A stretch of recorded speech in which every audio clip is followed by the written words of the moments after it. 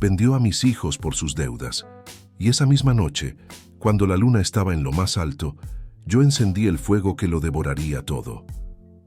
Mi nombre fue borrado por quienes escribieron la historia, pero hoy, por fin, voy a contarlo yo. Esta es la historia del hombre que perdió a su familia y del esclavo que convirtió su dolor en un incendio que aún arde en la memoria de Luisiana. Antes de continuar, suscríbete al canal. Aquí contamos historias que fueron borradas, pero que jamás debieron ser olvidadas. Mi amo, Thomas Bellamy, era un hombre conocido en toda la parroquia de St. Landry, no por su honor ni por su trabajo, sino por su juego. Las cartas eran su única religión y las deudas su único legado. Yo había pertenecido a su padre y antes de eso, a su abuelo. 3 generaciones de hombres blancos habían pasado por mi vida como estaciones inevitables, pero mis hijos no le pertenecían a él. Ellos eran todo lo que tenía. Se llamaban Samuel, de 8 años, y Isaac, de 5. Eran niños dulces, inteligentes, rápidos para aprender. Les enseñé a trabajar la tierra sin miedo, pero también a soñar con algo más que surcos y látigos. Aún recuerdo aquella tarde. El cielo estaba gris, pesado. Yo regresaba del campo cuando escuché un ruido extraño, el llanto de un niño. Reconocí la voz de Samuel desde lejos. Corrí. Mis piernas se hundían en el barro, mi respiración ardía en mi pecho. Cuando llegué al patio principal, ahí estaban. 2 comerciantes de esclavos sostenían a mis hijos por los brazos. Samuel se retorcía. Isaac gritaba mi nombre una y otra vez. «Papá, papá, ayúdame». Sus pequeñas manos se estiraban hacia mí, pero los hombres los empujaban hacia el carruaje. Busqué a Bellamy con la mirada y lo encontré. Estaba sentado en el pórtico con su copa de whisky, observando la escena como si fuera un simple negocio. Una moneda cayó en su mesa. El comprador la empujó hacia él con desgano. Bellamy sonrió. Una sonrisa vacía. Una sonrisa que se clavó en mi alma como un hierro candente. No podía pagar mis deudas, Elijah. Debes entenderlo. Eso fue lo único que dijo. Yo sentí que el mundo se rompía debajo de mis pies. Intenté correr hacia el carruaje, pero el capataz me derribó con una sola patada. Mis manos se arrastraron por la tierra mientras Samuel gritaba: «¡No nos dejes, papá!». Y entonces el carruaje se alejó. Sus voces quedaron flotando en el aire. Sus huellas quedaron marcadas en mi corazón. Aquella tarde, algo murió dentro de mí, pero otra cosa despertó. El odio tiene un sonido. Para mí, ese sonido fue el crujir de las ruedas llevándose a mis hijos, y desde ese instante supe que Bellamy no vería otro amanecer. Esa noche, yo quemaría su mundo. La plantación de Bellamy siempre había sido un lugar ruidoso. Gritos, cascos de caballos, órdenes del capataz, el golpe seco del látigo en las mañanas de trabajo. Pero aquella noche, después de que vendieran a mis hijos, el silencio cayó sobre la tierra como un manto pesado. Un silencio tan profundo que me parecía escuchar el latido de mi propia rabia. Yo no pude comer, no pude dormir. La imagen del carruaje alejándose volvía una y otra vez a mi mente, clavándose como espinas. Caminé sin rumbo por los campos, sintiendo cómo el aire frío cortaba mi piel, pero era nada comparado con el fuego que crecía dentro de mí. Me detuve frente a la caseta donde guardaban las herramientas. Allí estaban las palas, los sacos de algodón y los barriles de queroseno que usaban para las lámparas del incandescentes molino. Fue entonces cuando el silencio se quebró dentro de mí. Algo se encendió, algo oscuro, inevitable. Si él destruyó mi vida, yo destruiré la suya. Lo dije sin pensar, sin medir, sin miedo. Era una promesa que no se podía deshacer. Caminé hacia la casa principal. Las ventanas estaban iluminadas. Bellamy celebraba su negocio con whisky y risas. Dentro, otra partida de cartas comenzaba. Los hombres se reían, golpeando la mesa como si el mundo les perteneciera. como si mis hijos no fueran más que monedas de intercambio. Mis manos se cerraron en puños, sentí mis uñas clavarse en la palma. No temblaba, no dudaba. El plan llegó solo, como si siempre hubiera estado ahí, esperándome. Yo conocía cada rincón de la plantación, los pasillos, los depósitos, los accesos a la cocina, las vigas secas, las cortinas de lino que ardían con facilidad. Bellamy no imaginaba que el mismo hombre que él había humillado por años sabía exactamente cómo derribar su imperio. Volví a la caseta. Llené 2 frascos con queroseno, uno para las cortinas del salón, otro para el pórtico de madera. Mientras avanzaba, la luna llena iluminaba el camino. Parecía observarme, como testigo silenciosa de un destino que ya no podía cambiar. No había vuelta atrás. No quedaba nada que perder. Fue en ese momento cuando escuché un susurro. Una voz pequeña, lejana. «Papá». Me detuve. El viento movió los campos, haciendo crujir las hojas. Tal vez era mi mente, tal vez era el recuerdo de Samuel, pero aquello no me detuvo. Al contrario, reforzó mi decisión. Si la plantación debía arder para que mis hijos algún día recibieran justicia, entonces ardería, y yo sería el encargado de encender la primera llama. La casa principal de Bellamy se alzaba imponente en la colina, con sus columnas blancas y su techo oscuro que brillaba bajo la luna. Durante años, ese lugar había sido símbolo de poder, riqueza y dominio. Esa noche sería símbolo de algo muy distinto: mi resistencia. Me moví como una sombra entre los árboles, avanzando por el costado donde las luces no llegaban. Los perros estaban encadenados, exhaustos después de un día de trabajo. El capataz dormía en su barraca, confiado, borracho de whisky barato. Nadie imaginaba que un esclavo, uno al que consideraban roto, caminaba decidido hacia el corazón del imperio. Me detuve en el pórtico. El suelo de madera crujió bajo mi peso, pero el sonido se perdió entre las risas provenientes del interior. Bellamy y sus amigos celebraban, brindando por sus ganancias. El eco de sus voces me atravesó como un puñal. Saqué el frasco de queroseno. Mis manos estaban firmes, no había temblor, no había duda. Derramé el líquido sobre la madera, dejándolo correr entre las grietas. El olor fuerte y penetrante se mezcló con el aroma de tabaco que venía del salón. Luego empapé las cortinas del ventanal, esas telas gruesas que la señora Bellamy había mandado traer de Nueva Orleans. Siempre se jactaba de su buen gusto. Aquella noche, esas cortinas serían la primera ofrenda al fuego. Mi corazón latía con fuerza, pero no era miedo, era convicción. La convicción que solo nace cuando ya te lo han arrebatado todo. Encendí la cerilla. La pequeña llama danzó ante mis ojos, un destello frágil, pero poderoso. Ese instante, esa chispa diminuta se sería recordado en toda la parroquia por décadas. Apreté los dientes y dejé caer el fósforo. Primero fue un susurro, un murmullo cálido. La tela comenzó a tomar color, pasando del beige al naranja, luego al rojo, vivo. La llama subió reptando como una criatura hambrienta. El fuego tocó la madera del pórtico, que respondió con un chasquido. En cuestión de segundos, el silencio de la noche se quebró. Pero yo no corrí, no me oculté.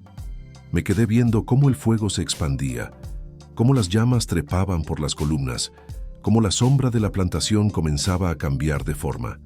Era como si el mundo estuviera respirando a través del incendio. Dentro de la casa, las risas continuaban. Nadie sospechaba nada. Cada carcajada era una burla más. Cada sorbo de whisky, una herida sobre mi alma.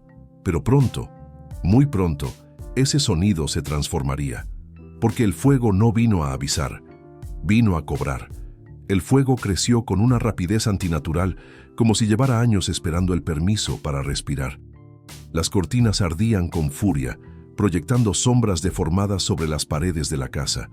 Las chispas subían al cielo, iluminando la noche con tonos rojos que parecían anunciar el fin de algo, o el comienzo.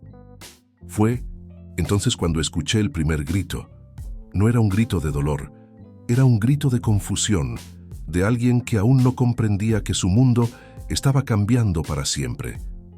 Las risas dentro de la casa se cortaron de golpe. Escuché sillas moverse, copas caer, pasos acelerados. Bellamy salió al salón principal y su figura se recortó contra el brillo del incendio que se extendía por el pórtico. ¡Qué demonios! Su voz se perdió entre el crujir del fuego. Empujó la puerta del ventanal y un golpe de aire avivó las llamas, haciéndolas avanzar hacia el interior. Sus amigos empezaron a correr chocando entre sí, intentando comprender de dónde venía el peligro. Yo observaba todo desde la sombra de los árboles, invisible, silencioso, presente. Los perros comenzaron a ladrar desesperados. Algunos esclavos despertaron al ver el resplandor sobre los campos. Oí cómo los pasos apresurados se multiplicaban, pero aún nadie sabía quién había encendido la primera llama. Nadie me miraba, nadie imaginaba que un simple hombre, con el corazón roto, podía incendiar el pilar de la riqueza blanca. El fuego alcanzó las cortinas del salón y un segundo grito se alzó, ahora sí, de puro terror. Uno de los invitados intentó salir por la puerta principal, pero la viga del pórtico, ya debilitada, cayó pesadamente y bloqueó la salida. Bellamy se volvió hacia sus hombres. «¡Busquen agua! ¡Rápido!». Sus órdenes se ahogaban en el rugido del fuego. El capataz corrió hacia el pozo, pero yo sabía que era inútil. La madera seca, las vigas envejecidas, la brisa nocturna, todo estaba a mi favor. Todo conspiraba para que el incendio creciera, para que consumiera esa casa que había sido escenario de tanta humillación. Los invitados empezaron a escapar por las ventanas laterales. Algunos salían tambaleándose, otros caían al suelo, aturdidos por el humo. Bellamy intentaba mantener el control, pero el miedo ya había tomado la plantación. En medio del caos, nuestras miradas se cruzaron. Por un instante, solo un instante, Bellamy me vio, me reconoció, comprendió. Vi sus labios moverse. «Tú...». Pero antes de que pudiera terminar la frase, una explosión interna sacudió la estructura. El fuego había alcanzado la despensa de licores. Las botellas estallaron, arrojando llamas al techo y derrumbando parte del segundo piso. Bellamy retrocedió, cubriéndose el rostro. Sus ojos, llenos de incredulidad, no buscaban agua ni ayuda. Me buscaban a mí. Y por primera vez, él sintió el mismo miedo que yo había sentido cuando vi a mis hijos ser arrancados de mis brazos. Aún faltaba mucho por arder, aún faltaba mucho por cobrar. El fuego ya era un monstruo vivo, rugía, respiraba, devoraba. Las paredes crepitaban como huesos rompiéndose, y el humo ascendía en columnas negras que ocultaban la luna. A esa altura, la plantación entera había despertado. Esclavos salían de las barracas, hombres corrían desorientados, mujeres cubrían a sus hijos mientras el cielo se teñía de rojo. Y en medio del caos, Bellamy me buscaba. No gritaba órdenes, no pedía ayuda, no intentaba apagar el fuego, solo buscaba mi rostro, como si saber quién había provocado aquel infierno fuese más importante que salvar su propia vida. Y quizá lo era, porque al encontrarme, él encontraría algo que ningún hombre blanco había visto en mí: determinación. Caminé lentamente, saliendo de entre los árboles, dejando que la luz de las llamas iluminara mi silueta. No tenía prisa. La noche todavía me pertenecía. Bellamy me vio avanzar y sus ojos se abrieron como los de un hombre que contempla a su propio fantasma. «Elijah». Mi nombre salió de su boca, no como una palabra, sino como una herida. Yo había pasado años escuchándolo pronunciar mi nombre con desprecio, con indiferencia, nunca con miedo. Hasta esa noche, di un paso más, otro y otro. Ahora nos separaban apenas unos metros. Detrás de él, la casa colapsaba en una lluvia de chispas y madera ardiente. El calor era tan intenso que parecía quemar la tierra bajo nuestros pies. «¿Qué hiciste?». Su voz temblaba. Yo no respondí. No había nada que decir. Las palabras no devuelven hijos, el fuego tampoco, pero cobra. ¿Estás loco? ¿Mis tierras? ¿Mi casa? ¿Mi legado? Cuando dijo mi legado, el aire pareció volverse más pesado. Él tenía un legado, yo tenía cicatrices. Fue entonces cuando el capataz, en un intento desesperado de recuperar el control, corrió hacia Bellamy. «Señor, debemos evacuar. El segundo piso va a caer». Pero Bellamy no lo escuchó. Solo me observaba, intentando entender cómo un hombre al que siempre llamó siervo había sido capaz de destruir lo que él consideraba eterno. Miró mis manos, manchadas de queroseno. Miró mis ojos, vacíos como la tierra quemada. Y entonces lo comprendió. «Fuiste tú, por tus hijos». Sus palabras no eran un reproche, eran una súplica muda, una revelación dolorosa para él, inevitable para mí. El capataz volvió a insistir, tirando del brazo de Bellamy, pero él se soltó bruscamente. «No, él me debe una explicación». Una explicación, eso quería. Un hombre que me arrebató a mis hijos pretendía que yo le explicara por qué su casa ardía. Respiré hondo. El calor del incendio me golpeó el rostro. Mis dedos se cerraron en puños. «Tú comenzaste el fuego, Bellamy. Yo solo lo liberé». Esa fue mi única frase, la única que merecía oír. Bellamy retrocedió un paso. No por la fuerza de mis palabras, sino porque el suelo tembló bajo él cuando la viga principal del techo cedió y una lluvia de brasas cayó muy cerca de donde estábamos. La casa estaba perdiendo su forma, Bellamy estaba perdiendo la suya, y eu estaba apenas comenzando. Mientras Bellamy luchaba para entender cómo su mundo se desmoronaba, la plantación entera se convirtió en un escenario que ningún hombre blanco había imaginado presenciar. Los esclavos no corrían para salvar la casa del amo, corrían para observarla caer. Desde las barracas, hombres y mujeres se acercaban lentamente, como si temieran que todo aquello fuera un sueño, del que podían despertar en cualquier momento. Algunos llevaban a los niños en brazos, otros se cubrían la boca por el humo, pero nadie traía baldes de agua, nadie gritaba órdenes para apagar el fuego. Solo miraban la casa grande arder. Vi a Marta, una mujer que había perdido a 3 hijos por enfermedades que jamás fueron tratadas. Estaba de pie, con los ojos brillando a la luz do incendio. A su lado, Jonah, el más viejo de nosotros, sostenía el hombro de un muchacho joven que apenas podía respirar por la emoción. «¿Fuiste tú, Elijah?», me preguntó Marta sin apartar la vista de las llamas. No respondí. No hacía falta. Mis manos, el olor de queroseno, la mirada de Bellamy, todo ya lo decía. Lo que sí respondí fue su silencio, y su silencio sonrió. El capataz, al ver a los esclavos reunidos, enloqueció.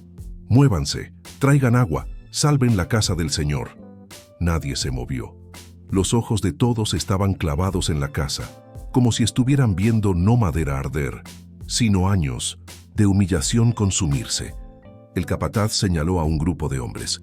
«Tú, Jonah, tú, Elijah, muevan esos pies o los haré sangrar». Jonah bajó la cabeza un instante, como había hecho toda la vida. Durante un segundo pensé que cedería, que el miedo volvería a ocupar el lugar que siempre tuvo en nuestros pechos. Pero esta vez fue diferente.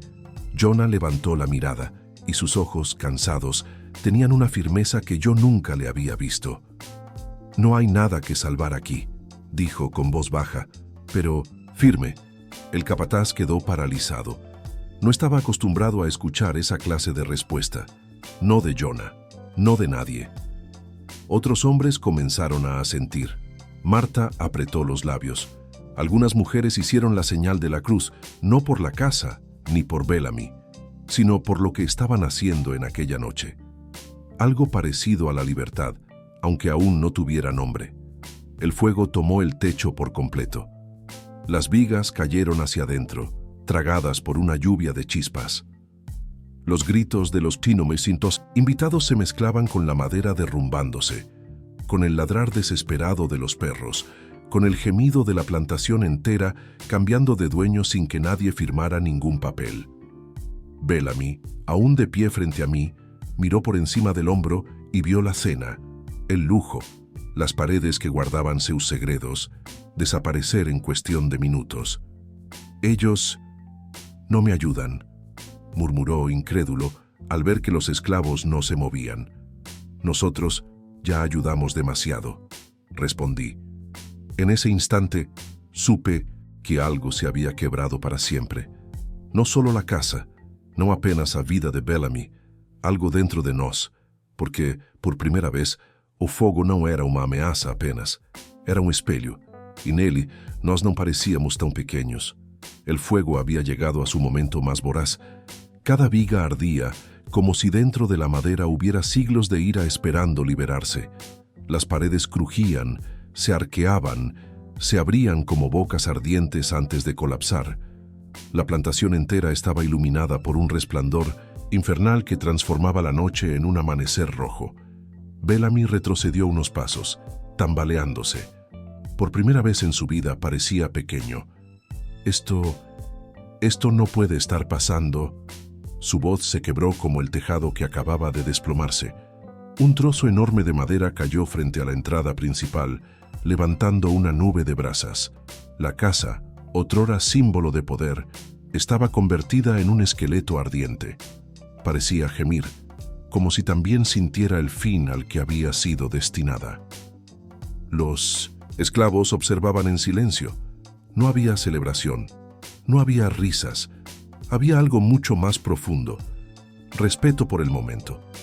Afinal, era a primeira vez que víamos un home branco enfrentar un destino que siempre había recaído sobre nos. Bellamy volvió su mirada hacia mí. Sudaba, tosía. Sus ojos, irritados por el humo, casi no podían sostenerse abiertos. «Elijah, escucha, yo puedo recuperar a tus hijos.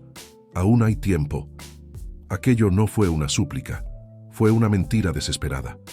Una cuerda rota, lanzada desde el borde de un abismo. Yo di un paso adelante.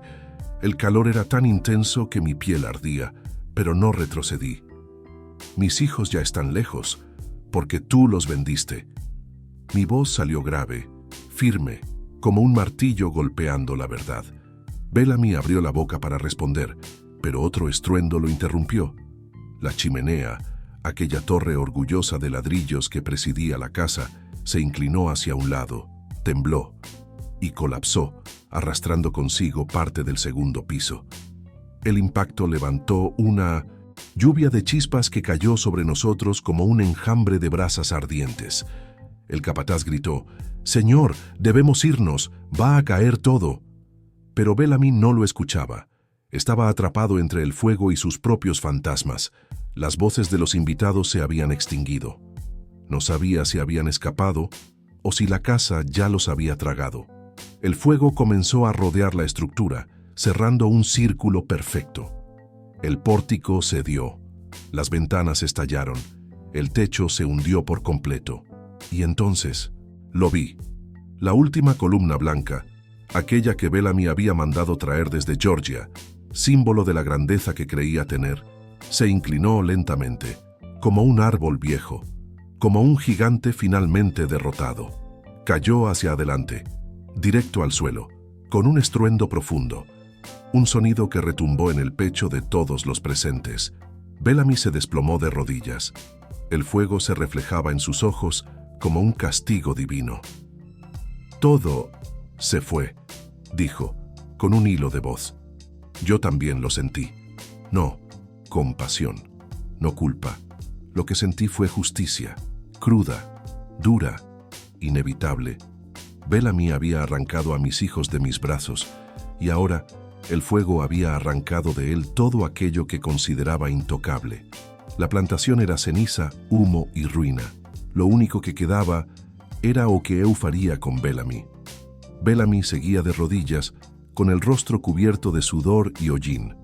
Detrás de él, la casa ya no era una casa, era un montón de brasas, columnas rotas y vigas negras apuntando al cielo como dedos acusadores Cada chispa que se elevaba parecía llevarse consigo un pedazo de su orgullo. Yo me acerqué despacio.